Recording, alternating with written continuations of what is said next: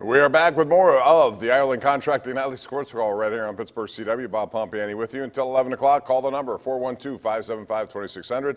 It puts you in touch with us. James in McKeesport. Welcome to the program, James. How are you?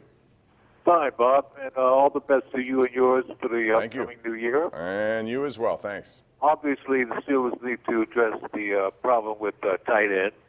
That's a big Also, need, no question. You know who I like today real well? Patrick. Yeah, but I think that will cost too much for them because they have cap issues that they're going to have to deal with. But you're right. He's a guy who should be in demand. You know, his contract's up in Miami. He was zipping it, man. Yeah, he has this ability to just make things happen, and he did today in New England. What a game it was for them. I never saw that coming. I don't know about you, but New England was a 17-point favorite. I thought that was fait accompli. I thought they were going to get the number 2 seed.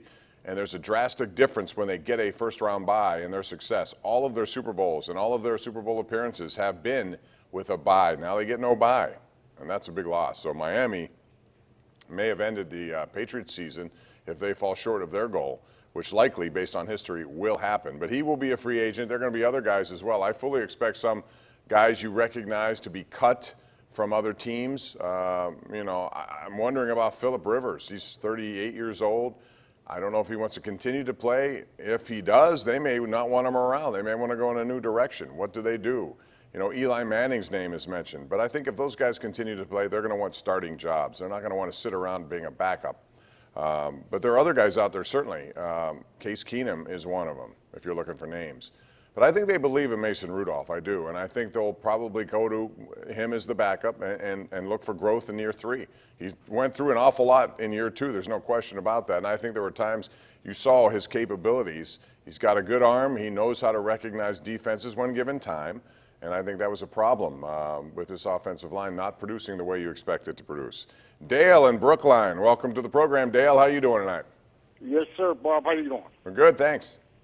Well, my question's on Roethlisberger. The type of surgery he had, was there any other athlete that had that same type of surgery and was able to make a comeback? I'm a little bit skeptical. I know that people compared Terry Bradshaw's injury. I'm not so sure what this was specifically.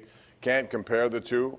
I do know that technology has changed quite a bit since then. There probably have been guys, throwers with rotator cuffs, with elbow surgeries. That's happened before, but I'm not so sure if who would have had an exact same surgery and exactly what the future was for that person. I'm going what I hear from these doctors, and people are close to the organization saying that he's right on track and he's optimistic that he's going to be back and the number 1 man, and that's good news.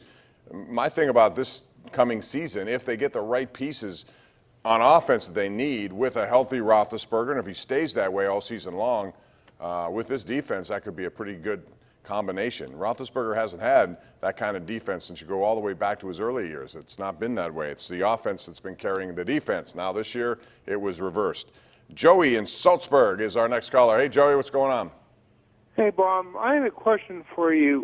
Is it this year that the salary cap is supposed to go up? Yep, it is. The CBA is up after after the 2020 it's going to go up. Season? Yeah, and then there's going to be a work stoppage. That's my prediction. But yes. So that should help the Steelers out a little bit with that, plus the Brown money coming off the books, correct? Yeah, it should. But they're still going to have to spend a lot more. If they give a 15 to 18 million in that range to Bud Dupree, like for example, Javon Hargrave, I'd like to see him retained, but I don't know if they can physically do that.